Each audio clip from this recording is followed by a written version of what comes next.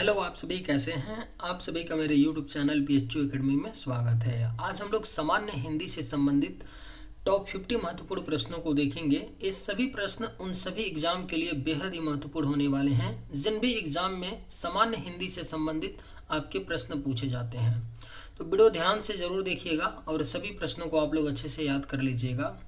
अगर आपको किसी भी प्रश्न का जवाब सही पता होगा तो कमेंट करके ज़रूर बताइएगा। वीडियो पसंद आए तो लाइक कीजिएगा। चलिए आइए एक एक करके शुरू करते हैं। चांद का सर्वप्रथम उल्लेख कहाँ मिलता है? राइट आंसर क्या होगा? तो चांद का सर्वप्रथम उल्लेख जो है यह आपका ऋग्वेद में मिलता है। करेक्ट आंसर ऑप्शन ए होगा। चांद का सर्वप्रथम उल्लेख ऋग्वेद में मिलता है। संस्कृति के 4 अध्याय किसकी रचना है? सही जवाब क्या होगा? तो संस्कृति के 4 अध्याय जो है यह रामधारी सिंह दिनकर की रचना है। संस्कृति के 4 अध्याय। Right answer option A. अभ्युदय शब्द में कौन सी संधि है? करेक्ट आंसर क्या होगा? तो अभ्युदय शब्द में जो संधि है वह आपका यण संधि है। राइट आंसर ऑप्शन सी होगा। अभ्युदय शब्द में यण संधि है। चपला का समानार्थी क्या है? करेक्ट आंसर क्या होगा? तो चपला का समानार्थी जो होता है वह आपका दामनी होता है। सही जवाब ऑप्शन ए होगा। चपला का समानार्थी दामिनी होता है। तन्मय का सही संधि विच्छेद क्या है? करेक्ट आंसर क्या होगा? तो तन्मय का सही संधि विच्छेद जो है वह आपका तत् प्लस मय है। राइट आंसर ऑप्शन सी होगा। तन्मय का सही संधि विच्छेद तत् प्लस मय है।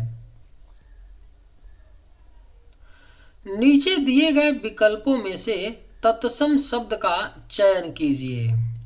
आपके ऑप्शंस हैं पड़ोसी, गोधूम, बहु, शहीद। राइट आंसर क्या होगा? तो नीचे दिए गए विकल्पों में से तत्सम शब्द का चयन करना है। तो सही जवाब होगा ऑप्शन बी। गोधूम जो है यह आपका एक तत्सम शब्द है।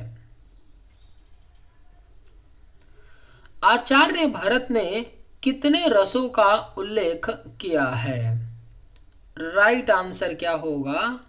तो आचार्य भरत ने कितने रसों का उल्लेख किया है? तो सही जवाब होगा ऑप्शन बी 8। आचार्य भरत ने 8 रसों का उल्लेख किया है। वातानुकूल का सही संधि विच्छेद क्या है? राइट आंसर क्या होगा? तो वातानुकूल का जो सही संधि विच्छेद होता है वह वात प्लस अनुकूल होता है। राइट आंसर ऑप्शन ए होगा। वातानुकूल का सही संधि विच्छेद वात प्लस अनुकूल होता है। हृदय में प्रयोग की संधि का क्या नाम है? राइट आंसर क्या होगा? तो हृदय में प्रयोग संधि का नाम जो है वह आपका गुण संधि है। हृदय में कौन सी संधि है? तो आपका गुण संधि है। वह घर से बाहर गया है इस वाक्य में से कौन सा कारक है? अगर आप लोगों को ये वीडियो पसंद आए तो एक लाइक ज़रूर कीजिएगा और अगर आप लोग इस चैनल पर नए होंगे तो सब्सक्राइब भी कर लीजिएगा ताकि इसी तरह का वीडियो सबसे पहले आपको मिलता रहे। वह घर से बाहर गया इस वाक्य में से कौन सा कारक है? राइट आंसर क्या होगा? तो ऑप्शन डी अपादान कारक है से। किस रस को रसराज कहा जाता है? बेहद ही महत्वपूर्ण प्रश्न है, स्टार मार्क कर लीजिए, पूछा जा सकता है, वेरी वेरी इंपॉर्टेंट क्वेश्चन है। किस रस को रसराज कहा जाता है? तो राइट आंसर ऑप्शन ए होगा श्रृंगार। श्रृंगार रस को रसराज कहा जाता है। रौद्र रस का अस्थाई भाव क्या है? राइट आंसर क्या होगा? तो रौद्र रस का जो अस्थाई भाव होता है वह आपका क्रोध होता है। करेक्ट आंसर ऑप्शन सी होगा, रौद्र रस का अस्थाई भाव क्रोध होता है। अली अली शब्द युग्म का सही अर्थ क्या है? सही जवाब क्या होगा? तो अली अली शब्द युग्म का जो सही अर्थ होता है वह भंवरा सखी होता है। करेक्ट आंसर ऑप्शन ए होगा, अली अली शब्द युग्म का सही अर्थ भंवरा सखी होता है। निर्वेद किस रस का अस्थाई भाव है? करेक्ट आंसर क्या होगा? तो निर्वेद किस रस का अस्थाई भाव है? तो सही जवाब ऑप्शन ए होगा शांत। शांत रस का अस्थाई भाव निर्वेद है। चौपाई के प्रत्येक चरण में कितनी मात्राएं होती हैं? सही जवाब क्या होगा? तो चौपाई के प्रत्येक चरण में मात्राएं 16 होती हैं। करेक्ट आंसर ऑप्शन बी होगा, चौपाई के प्रत्येक चरण में 16 मात्राएं होती हैं। रोला छंद में यति कितनी मात्राएं पर होती हैं? सही जवाब क्या होगा? तो रोला छंद में यति जो है यह आपका 11 से 13 मात्राओं पर होती है। रोला छंद में यति। काली घटा की घमंड घटा में कौन सा अलंकार है? आपके ऑप्शंस हैं सलेस, यमक, रूपक, उपमा। करेक्ट आंसर क्या होगा? तो काली घटा की घमंड घटा में कौन सा अलंकार है? तो सही जवाब क्या होगा? आपका यमक अलंकार है काली घटा की घमंड घटा में। चंद्रमा का पर्यायवाची शब्द क्या है? राइट आंसर क्या होगा? तो चंद्रमा का पर्यायवाची शब्द जो होता है वह आपका शशि होता है। चंद्रमा शब्द का पर्यायवाची। मात्रिक छंद में किसकी गणना की जाती है? करेक्ट आंसर क्या होगा? तो मात्रिक छंद में किसकी गणना की जाती है? तो सही जवाब ऑप्शन बी होगा, मात्राओं की। मात्रिक छंद में मात्राओं की गणना की जाती है। इनमें से कौन सा शब्द शुद्ध है? राइट आंसर क्या होगा? तो इनमें से कौन सा शब्द है जो शुद्ध है? तो सही जवाब ऑप्शन बी होगा, आशीर्वाद। आशीर्वाद शब्द आपका शुद्ध शब्द लिखा गया है। निपुण किसका पर्यायवाची शब्द है? करेक्ट आंसर क्या होगा? तो निपुण किसका पर्यायवाची शब्द है? तो सही जवाब ऑप्शन सी होगा, चतुर। निपुण जो है यह चतुर का पर्यायवाची शब्द है। रज्जु शब्द का तद्भव रूप क्या है? राइट आंसर क्या होगा? तो रज्जु शब्द का जो तद्भव रूप होता है वह आपका रस्सी होता है। Right answer option D. निम्नलिखित में से कौन यौगिक शब्द है? करेक्ट आंसर क्या होगा? तो निम्न में से कौन यौगिक शब्द है? तो सही जवाब ऑप्शन ए होगा विद्यालय। विद्यालय आपका क्या है? तो यौगिक शब्द है। दिए हुए शब्दों में भिन्न अर्थ वाला शब्द कौन सा है? आपके ऑप्शंस हैं आत्मजा, नंदनी, भार्या, कन्या। राइट आंसर क्या होगा? तो दिए हुए शब्दों में भिन्न अर्थ वाला जो शब्द है वह आपका भार्या है। Correct answer option C. निम्न में से अल्प प्राण वर्ण कौन से हैं? राइट आंसर क्या होगा? तो निम्न में से अल्प प्राण वर्ण जो हैं यह आपके क और ग हैं अल्प प्राण वर्ण। जाह्नवी का पर्यायवाची शब्द क्या है? राइट आंसर क्या होगा? तो जाह्नवी का जो पर्यायवाची शब्द होता है वह आपका सुरसरी होता है। जाह्नवी का पर्यायवाची शब्द। इस शब्द का शुद्ध रूप क्या है? करेक्ट आंसर क्या होगा? तो कौन सा चारों ऑप्शन में से शब्द शुद्ध लिखा गया है? तो राइट आंसर ऑप्शन सी होगा आगामी। आगामी ए वाला जो लिखा गया है सी ऑप्शन का वह शुद्ध रूप में लिखा गया है। अंधकार का पर्यायवाची शब्द क्या है? अगर आप लोगों को ये वीडियो पसंद आए तो एक लाइक ज़रूर कीजिएगा और अगर आप इस चैनल पर नए होंगे तो सब्सक्राइब भी कर लीजिएगा। अंधकार का पर्यायवाची शब्द क्या है? सही जवाब क्या होगा? तो ऑप्शन सी तिमिर होता है अंधकार का पर्यायवाची शब्द। हिंदी शब्दकोश में 6 का क्रम किस वर्ण के बाद आता है? राइट आंसर क्या होगा? तो हिंदी शब्दकोश में 6 का क्रम जो होता है यह क वर्ण के बाद आता है। Right answer option D. अरविंद शब्द का पर्यायवाची क्या है? राइट आंसर क्या होगा?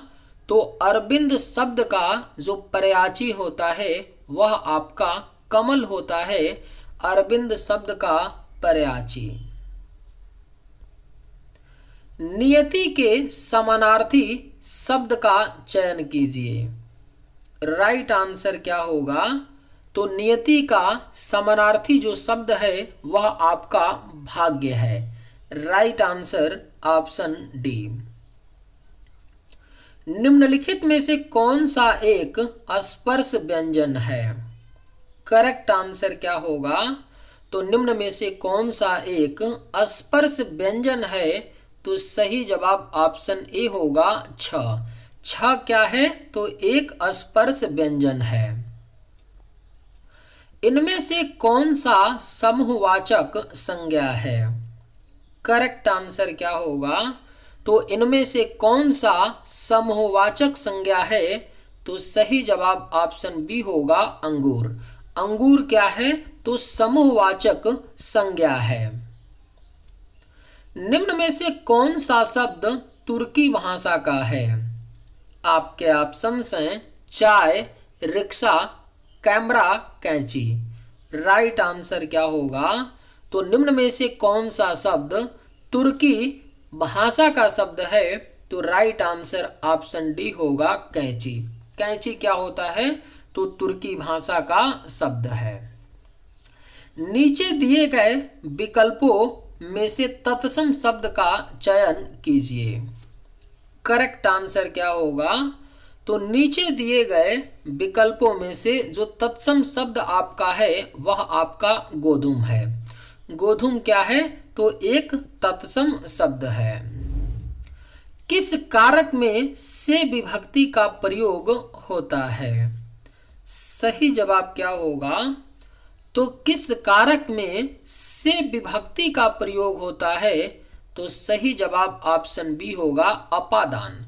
अपादान कारक में से विभक्ति का प्रयोग होता है।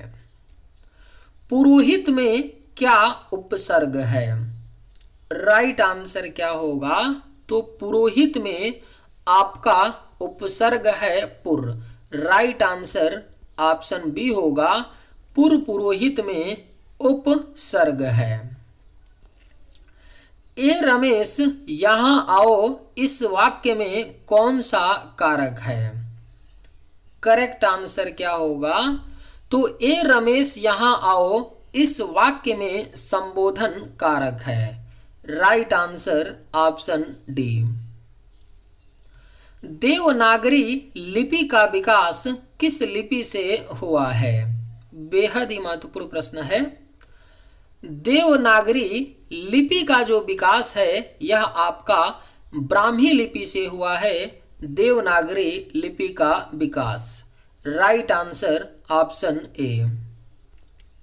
हिंदी भाषा में कितनी बोलियां हैं? सही जवाब क्या होगा? तो हिंदी भाषा में कितनी बोलियां हैं? तो करेक्ट आंसर ऑप्शन बी होगा 18। हिंदी भाषा में 18 बोलियां हैं।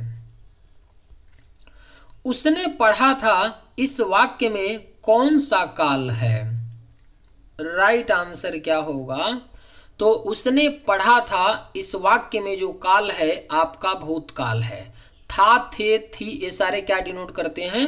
तो भूतकाल को। घर पर माँ है इस वाक्य में पर किस कारक की विभक्ति है? राइट आंसर क्या होगा? तो घर पर माँ है इस वाक्य में पर जो है यह अधिकरण कारक की विभक्ति है। व्यर्थ शब्द में किन वर्णों की संधि हुई है? सही जवाब क्या होगा? तो व्यर्थ शब्द में किन वर्णों की संधि हुई है? तो राइट आंसर ऑप्शन डी होगा। ई प्लस अ की संधि हुई है व्यर्थ शब्द में। निराधार में कौन सी संधि है? राइट आंसर क्या होगा? तो निराधार में आपका विसर्ग संधि है। राइट आंसर ऑप्शन सी होगा। निराधार में विसर्ग संधि है। मरकट किसका पर्यायची शब्द है? करेक्ट आंसर क्या होगा? तो मरकट जो है यह पर्यायची शब्द होता है बंदर का। Correct answer option C. निम्नलिखित में से वाक्य के शुद्ध रूप का चयन कीजिए। सही जवाब क्या होगा? फल बच्चे को काट कर खिलाओ, बच्चे को काटकर फल खिलाओ, बच्चे को फल काटकर खिलाओ या काटकर फल बच्चे को खिलाओ। इन चारों वाक्य में कौन सा शुद्ध है? तो सही जवाब ऑप्शन सी होगा। बच्चे को फल काटकर खिलाओ आपका वाक्य शुद्ध है, यानी राइट आंसर ऑप्शन सी। मात्राएं कितने प्रकार के होते हैं? करेक्ट आंसर क्या होगा? तो मात्राएं जो हैं यह 3 प्रकार के होते हैं मात्राएं। सही जवाब ऑप्शन बी। प, फ, ब, भ, म का उच्चारण स्थान क्या है? सही जवाब क्या होगा? तो प, फ, ब, भ, म का उच्चारण स्थान जो होता है वह आपका ओष्ठ होता है। अंतस्थ व्यंजन कितने प्रकार के होते हैं? करेक्ट आंसर क्या होगा? तो अंतस्थ व्यंजन जो है यह 4 प्रकार के होते हैं। स्तंथ अंतस्थ व्यंजन। सही जवाब ऑप्शन डी। हिंदी में कितने वर्ड होते हैं? राइट आंसर क्या होगा? तो हिंदी में जो वर्ड होते हैं वह आपके कुल 52 वर्ड होते हैं, यानी करेक्ट आंसर ऑप्शन डी होगा। चलिए आज के वीडियो में बस इतना ही। अगर आप लोगों को ये वीडियो पसंद आए तो एक लाइक ज़रूर कीजिएगा। थैंक्स।